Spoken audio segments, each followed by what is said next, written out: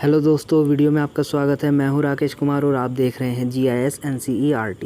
दोस्तों, आज हम हल करने वाले हैं कक्षा 7 के गणित विषय की प्रश्नावली 11.4 के कुछ सवालों को, जो कि है क्वेश्चन नंबर 6 और क्वेश्चन नंबर 7। इन दो सवालों को हम हल करेंगे।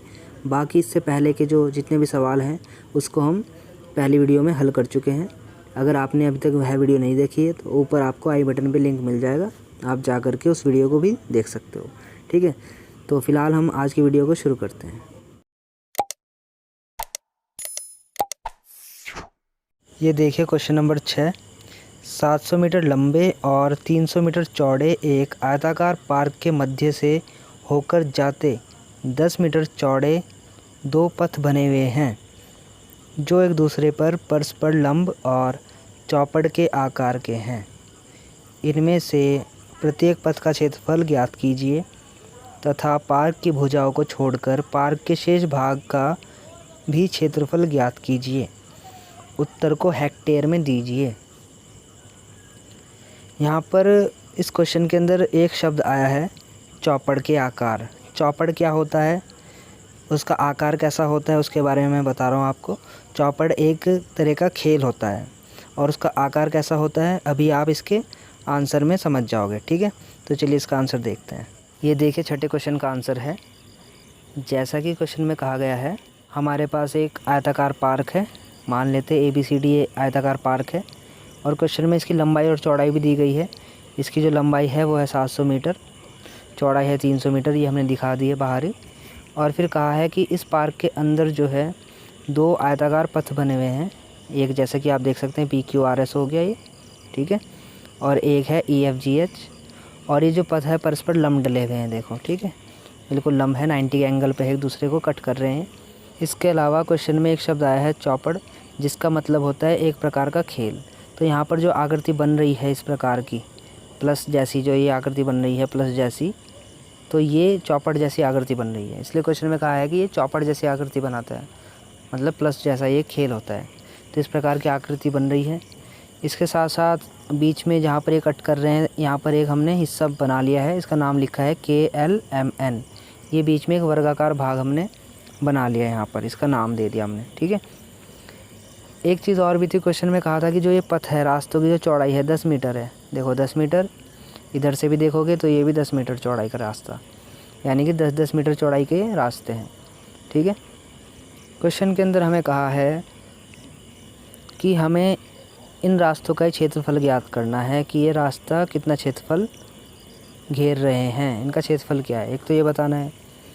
दूसरी चीज़ हमें बतानी है कि अगर हम इस आयताकार पार्क में से इन रास्तों को अलग कर ले या अलग मान ले, तो बाकी जो हिस्से ही बच गए हैं, ये जो 4 हिस्से बाकी बच रहे हैं, इन सब का क्षेत्रफल क्या होगा, ये हमें बताना है। ठीक है, तो क्वेश्चन को ध्यान से समझते रहिए, आपको पता चल जाएगा पूरा क्वेश्चन। ये देखिए, माना ABCD एक आयताकार पार्क है। तो जो ABCD है ये हमने मान लिया कि ये एक पार्क है ABCD, जो हमने नाम दिया है इसका। ये देख सकते हैं आप, ABCD ये एक आयताकार पार्क है, ये हमने लिख दिया यहाँ पे कि ABCD जो है ये एक आयताकार पार्क है। और इसमें जो EFGH है और PQRS है, ये देखो PQRS हो गया और ये हो गया EFGH। ये क्या है, दो पथ हैं। ठीक, पथ की चौड़ाई हमें पता ही है, तो हमने यहाँ पे लिखी नहीं है, आप चाहे तो लिख भी सकते हैं कि इतना चौड़ा है, 10 मीटर है, ये आप लिख सकते हो। ठीक, एक चीज़ और है इसमें, फिर ये जो AB है, AB की लंबाई जो है हमने बता दी है, इसकी लंबाई जो है इस पार्क की AB 700 मीटर है, BC 300 मीटर हो गई, ये दे रखा है। ठीक, ऐसे इसमें EF 700 मीटर है, जो ये EF है ये भी 700 मीटर हो जाएगी उस हिसाब से, क्योंकि जो लंबाई होगी इसकी वही लंबाई है। ठीक है, 700 मीटर हो गया। EH जो है ये 10 मीटर है। QR, अब आप QR देखोगे, ये जो QR है QR, ये कितना हो जाएगा, देखो 300 मीटर है। ये देखो PQ आप देखोगे 10 मीटर है। ये चीज़ें हमने सब लिख ली है एक बारी में ही। अब देखो एक चीज़ और है इसमें, जो ये KLMN वाला भाग था ना, ये वर्गाकार भाग, ये भी लिख दिया हमने कि KLMN एक वर्गाकार भाग है। तो ये सारी साइड बराबर हो जाएंगी, KLLM MN KN ये सब बराबर है, क्योंकि वर्गाकार भाग है तो सब बराबर हो जाएंगे। और बराबर कितने हैं, इनकी लंबाई कितनी है, 10 मीटर, क्योंकि 10 मीटर चौड़ा है ना ये। ये जो है भाग 10 मीटर चौड़ा है ये वाला हिस्सा, तो ये भी 10 मीटर होगा। ऐसे इधर से भी ये 10 मीटर, ये भी 10-10 मीटर चौड़े हैं। अब समझिए ध्यान से, तब दोनों पथ का क्षेत्रफल, देखो जब हम दोनों पथ का क्षेत्रफल निकालेंगे तो हम क्या करेंगे, एक बार आप आकृति में ध्यान से समझिए। देखो जब हमें दोनों पथ का क्षेत्रफल निकालना है तो हम क्या करेंगे, मान लो एक तो इसका क्षेत्रफल हो गया, ये ले लेंगे, प्लस इसमें जोड़ेंगे इसका क्षेत्रफल, ठीक है, दोनों का क्षेत्रफल जोड़ देंगे। तो दोनों का क्षेत्रफल जोड़ने के बाद एक काम हमें और करना है, हमें घटाना भी पड़ेगा। किसका क्षेत्रफल, बीच वाला जो ये KLMN है ना, ये वर्गाकार भाग, इसका क्षेत्रफल घटाना पड़ेगा। घटाना क्यों पड़ेगा, यही आपको समझना है, मेन काम बस यही है, ध्यान से समझना एक बार। देखो होता क्या है, जब हम एक बार मान लो इसका क्षेत्रफल ले लेते हैं कि ये हो गया EFGH का क्षेत्रफल, ठीक है, ये निकल गया। इसमें फिर हम क्या करेंगे, अब क्या हिस्सा जोड़ना रह गया इसके अंदर, केवल एक तो ये भाग जोड़ना रह गया और ये भाग जोड़ना रह गया है ना, ये दो चीज़ें ही तो जोड़ने हैं। बीच वाला तो देखो आ ही चुका है ना, जब हम EFGH का एरिया निकालेंगे तो बीच वाला तो आ ही चुका। अब ये वाला हिस्सा और ये वाला हिस्सा, दो हिस्से और जोड़ने हैं। अब ऐसे जोड़ेंगे तो हमें प्रॉब्लम होगी, तो हम क्या करते हैं, हम सीधा इकट्ठा ही जोड़ देते हैं इस तरीके से। देखो हम पूरा इसमें एरिया ऑफ PQR यानी PQRS का क्षेत्रफल ही इसमें जोड़ देते हैं, ठीक है। तो इस प्रकार से क्या हुआ, जो बीच का क्षेत्रफल पहले निकल चुका था वो फिर से दोबारा निकल गया PQRS के साथ, जबकि ये बीच वाला क्षेत्रफल हमें नहीं चाहिए है। तो इसलिए हमें ये बीच वाला क्षेत्रफल माइनस करना पड़ता है, क्योंकि ये दो बार आ जाता है। क्योंकि देखो जब एक बार हम EFGH का निकालेंगे तो ये वाला क्षेत्रफल तो निकल ही चुका है इसमें, ठीक है। फिर हम PQRS का लेंगे इसमें क्षेत्रफल, फिर से दोबारा से निकल चुका है। तो इसमें दो बार हो रहा है, जबकि दो बार नहीं होना चाहिए, एक बार ही होना चाहिए, यानी कि एक एक्स्ट्रा आ गया। तो ये वाला हिस्सा एक्स्ट्रा आ गया एक बार, इसलिए इसका जो एरिया है, क्षेत्रफल है KLMN का क्षेत्रफल, इसको हम माइनस करते हैं। किस में से माइनस करते हैं, इन दोनों के क्षेत्रफल को जब हम जोड़ते हैं उसमें से, ठीक है। इस तरीके से क्या होगा, आपका केवल पथ का क्षेत्रफल निकल जाएगा, ये वाला हिस्सा, ठीक है। तो वही हम काम यहाँ पे कर रहे हैं। ये देखिए, तब दोनों पथ का क्षेत्रफल बराबर एरिया ऑफ PQRS का क्षेत्रफल प्लस एरिया ऑफ EFGH का क्षेत्रफल, इसमें से माइनस कर रहे हैं एरिया ऑफ KLMN, यानी कि जो वर्गाकार भाग है उसको माइनस कर रहे हैं, क्योंकि वो दो बार आ रहा है, दो बार उसको हम ले लेंगे। अगर हम माइनस नहीं करेंगे तो दो बार हो जाएगा, तो फिर गलत आएगा आंसर, ठीक है। तो एक एरिया ऑफ KLMN माइनस करना पड़ेगा। अब इसकी हम वैल्यू रखेंगे एरिया ऑफ PQRS, क्योंकि वो कैसा है, आयताकार है, तो लंबाई गुना चौड़ाई रख देंगे, QR गुना PQ, लंबाई गुना चौड़ाई, QR उसमें लंबाई है, PQ उसमें चौड़ाई है। या आप PQ को पहले रख लो, QR को बाद में रख लो, आपकी इच्छा है, क्योंकि गुणा में तो आगे पीछे हो सकते हैं। ऐसे ही एरिया ऑफ EFGH आप रखोगे, EF गुना EH हो गया, लंबाई और चौड़ाई आ गई। ऐसे इसमें लंबाई और चौड़ाई क्या रखोगे, दो साइड कोई भी ले लो, KL इंटू LM ले लिया हमने, ठीक है। अब देखिए जो QR की वैल्यू है वह है 300, PQ की वैल्यू है 10, प्लस EF की वैल्यू है 700, EH की वैल्यू है 10, फिर माइनस, फिर KL की वैल्यू कितनी है 10, LM की वैल्यू कितनी है 10। तो ये तो हमने वैल्यू रख दी और इनको ब्रैकेट में डाल दिया अलग से, ठीक है। ब्रैकेट में डालना यहाँ पे सही रहता है, क्योंकि अब हम इनकी गुणा करेंगे तो ये आएगा, इनकी गुणा करेंगे तो ये आएगा, इनकी गुणा करेंगे तो ये आ जाएगा। फिर आप इनको सॉल्व करना शुरू कर दोगे, इन दोनों को जोड़ोगे तो आएगा 10,000 और इसमें से माइनस दिखाओगे 100 घटाना है, घटा दोगे तो बचेगा 9,900 वर्ग मीटर। तो ये तो निकल गया पथ का क्षेत्रफल वर्ग मीटर में, लेकिन क्वेश्चन में कहा है कि इसको हेक्टेयर में बदलो। अब देखो जब आपको स्क्वायर मीटर से हेक्टेयर में बदलना होता है तो आपको 10,000 से भाग करनी होती है। ये मैं पहले क्वेश्चन मैंने कराए हैं कुछ, उसमें मैं बता चुका हूँ कि अगर वर्ग मीटर है और आपको हेक्टेयर में बदलना है तो आप 10,000 से भाग कर दो। तो देखो मैंने क्या किया, इस 9,900 वर्ग मीटर में मैंने 10,000 से भाग कर दिया तो वो हेक्टेयर में बदल गया, ठीक है। अब जब आपने इससे इसको भाग कर दिया है तो आएगा 0.99 हेक्टेयर। तो इस प्रकार से जो पथ का क्षेत्रफल है हेक्टेयर में इतना है, 0.99 हेक्टेयर, ठीक है। अब देखो एक काम तो हो गया, इन पथों का क्षेत्रफल तो निकल गया है इसका। अब हमें बताना है जो बाकी शेष भाग बच गया ना इस आयताकार पार्क का, जैसे कि ये भाग बच गया, ये और ये, इन सब का क्षेत्रफल बताना है कि ये शेष भाग का क्षेत्रफल कितना है।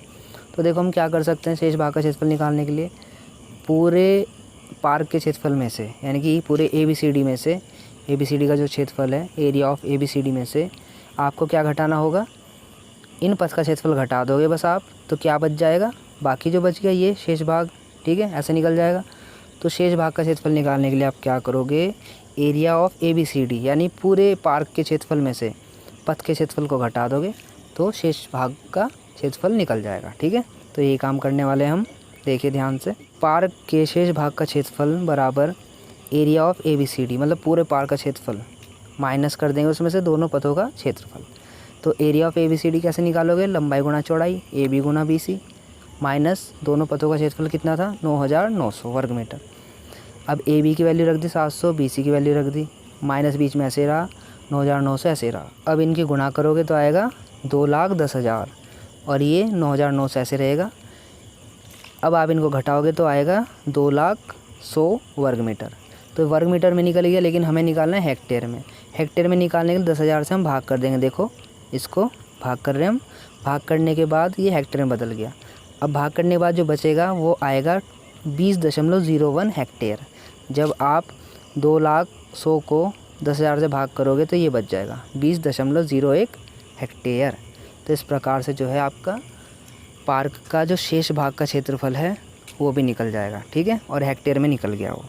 ठीक है दोस्तों, इस तरीके से हो जाएंगे क्वेश्चन। ये आसान है। जो अगला क्वेश्चन है वो भी इसी प्रकार का है, इसको ध्यान से समझ लेना तो अगले वाला भी आसान रहेगा। ठीक है, तो चलिए अब इसका अगला क्वेश्चन करते हैं।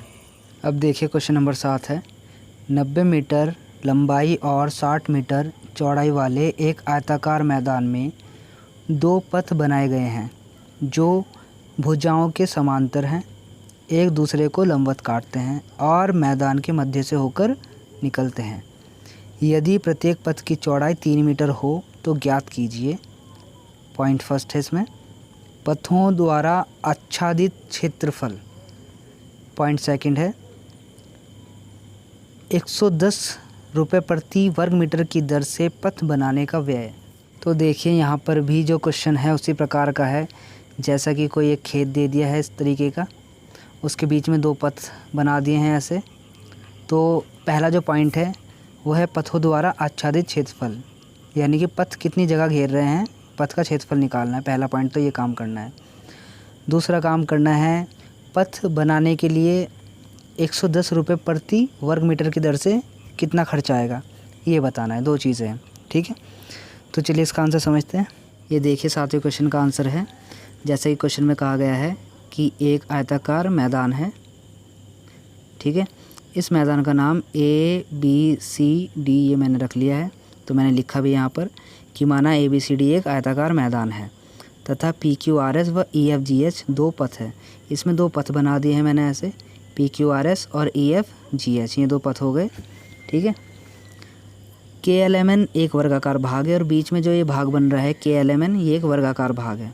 ठीक है, अब एक चीज़ और कही थी क्वेश्चन के अंदर कि जो इसमें पथ बने हुए हैं ना, ये जैसे ये पथ है, ये पथ इस मैदान की भुजा के समांतर है। देखो ये AB भुजा है, इसके समांतर ये पथ बना है। ठीक, ऐसे ही दूसरी भुजा अगर आप देखोगे ये AD, इसके समांतर ये पथ बना है। ठीक, अब ये जो पथ बने हुए हैं ये परस्पर लंबवत है। ठीक है, लंबवत मतलब जैसे ये खींचा हुआ है ऐसे ये बिल्कुल इसका सीधा, यानी कि 90 का एंगल बनता हो इनके बीच में।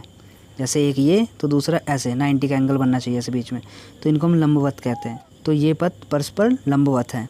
और एक चीज़ और है, ये पथ बिल्कुल बीच में से होके जाते हैं इस मैदान के, ये भी क्वेश्चन में कहा गया है। ठीक है, देखो ये बिल्कुल बीच में से होके जा रहे हैं। अब ये जो मैदान है इसकी लंबाई दी हुई है 90 मीटर, इसकी चौड़ाई है 60 मीटर और जो ये पथ बने हुए हैं ये 3 मीटर चौड़े हैं। ये वाला भी 3 मीटर चौड़ा है और ये वाला पथ भी 3 मीटर चौड़ा है। अब क्वेश्चन का जो पहला पॉइंट है उस पॉइंट में हमें कहा गया है कि इस पथ द्वारा आच्छादित क्षेत्रफल ज्ञात कीजिए। मतलब कि ये जो पथ है कितना क्षेत्रफल कवर कर रहा है, यानी कि इस पथ का क्षेत्रफल क्या है, इन दोनों पथों का क्षेत्रफल क्या है, ये हमें ज्ञात करना है। सबसे पहला काम ये करना है हमें। ठीक है, अब क्षेत्रफल ज्ञात करने के लिए आपको मैंने इससे पहले वाले क्वेश्चन में बताया था कि हम क्या करेंगे, पहले तो इस पथ का क्षेत्रफल निकालेंगे। ठीक है, फिर इस पथ का क्षेत्रफल निकालेंगे, फिर दोनों के क्षेत्रफलों के योग में से हम घटाएंगे क्या चीज़, ये जो बीच में एक भाग बना हुआ है ना वर्गाकार भाग, इसके क्षेत्रफल को।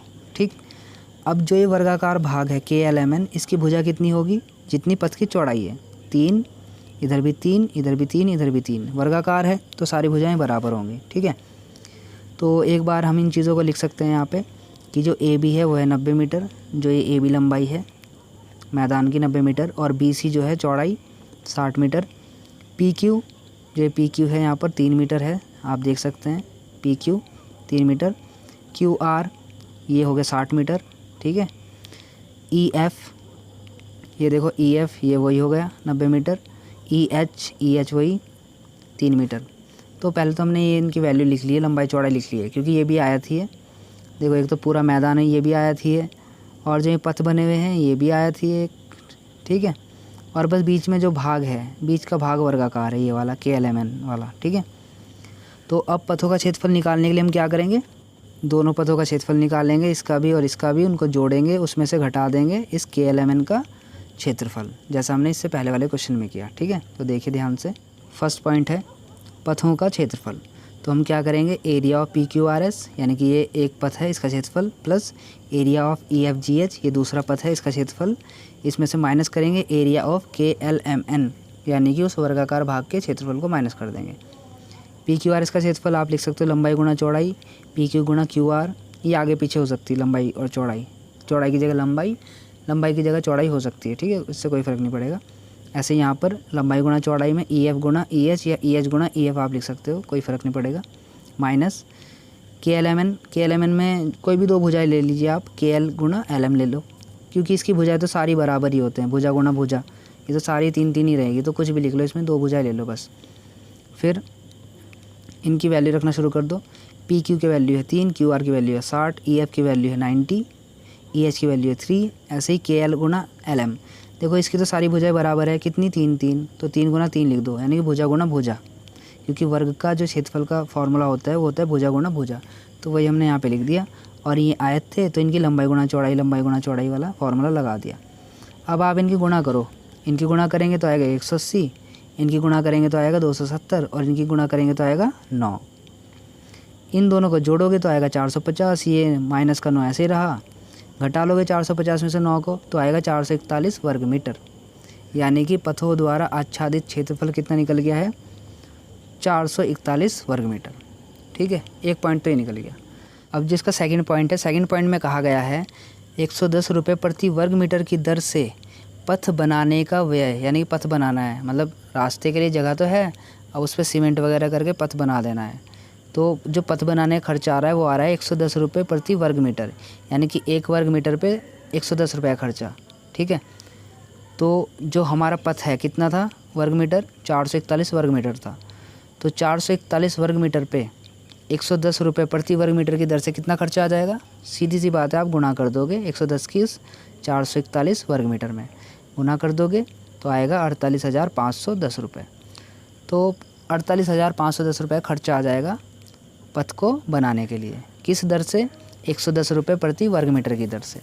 इसका मतलब ये हुआ कि 1 वर्ग मीटर पे 110 रुपये का खर्चा आएगा, तो इतने वर्ग मीटर पे कितने खर्चा आएगा, 110 से गुणा कर देंगे, ठीक है दोस्तों। इस तरीके से हो जाएंगे ये क्वेश्चन, आसान है, ध्यान से समझना है, आपको अच्छे से क्लियर हो जाएंगे। और बस बाकी आज की वीडियो में इतने क्वेश्चन हम करेंगे, बाकी जो क्वेश्चन रह गए हैं उसको हम अगली वीडियो में करेंगे, ठीक है। बाकी अगर आपको ये वीडियो अच्छी लगी है तो वीडियो को लाइक कर देना, शेयर करना अपने दोस्तों में, कमेंट भी करके बताना, ठीक है। और अगर आप इस चैनल पर नए हो तो चैनल को सब्सक्राइब कर लेना, क्योंकि मैं आगे और भी ऐसी एजुकेशनल वीडियो आपके लिए लेकर आता रहूँगा। बाकी मिलते हैं आपसे अगली वीडियो में, तब तक के लिए बाय, थैंक्स फॉर वॉचिंग।